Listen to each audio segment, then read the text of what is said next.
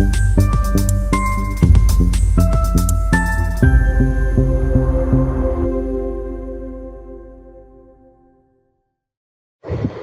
बड़ी खबर मथुरा से सामने आ रही। सावन का पावन महीना शुरू हो चुका है। कांवड़ियों का मूवमेंट भी शुरू हो गया है। मथुरा में 41 कुल ऐसे मंदिर हैं जिनमें की सबसे ज्यादा भीड़ होती है और कांवड़ियों का मूवमेंट भी।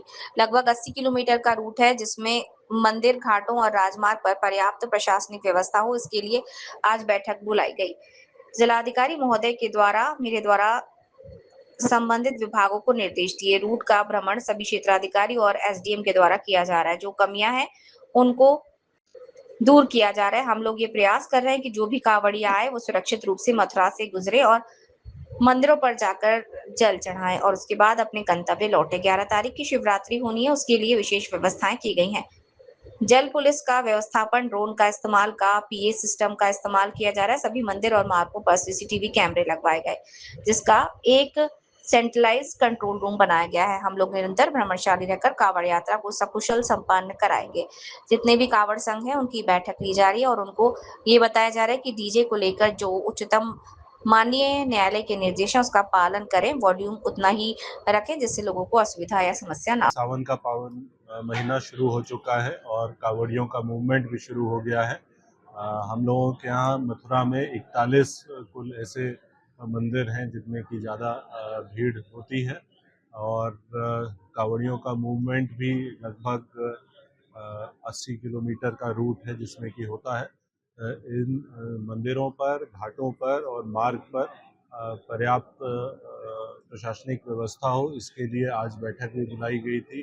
डीएम साहब के द्वारा और मेरे द्वारा संबंधित विभागों को निर्देश दिए गए हैं और रूट का भ्रमण सभी क्षेत्राधिकारी और एसडीएम के द्वारा किया जा रहा है। जो भी कमियां हैं उनको दूर किया जा रहा है और हम लोग ये प्रयास कर रहे हैं कि जो भी कांवड़िए आए वो सुरक्षित रूप से मथुरा से गुजरे और मंदिरों पर जाकर के जल चढ़ाएं और उसके बाद अपने गंतव्य को लौटे।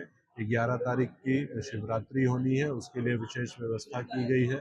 जल पुलिस का व्यवस्थापन, ड्रोन का इस्तेमाल, पीए सिस्टम का इस्तेमाल, ये सभी किया जा रहा है। सीसीटीवी सभी मंदिरों पे भी लगवाए गए हैं, मार्ग पर भी लगवाया गया और उसका एक सेंट्रलाइज्ड कंट्रोल रूम भी बनाया गया है और हम लोग निरंतर भ्रमणशील रहकर इस त्योहार को सकुशल संपन्न।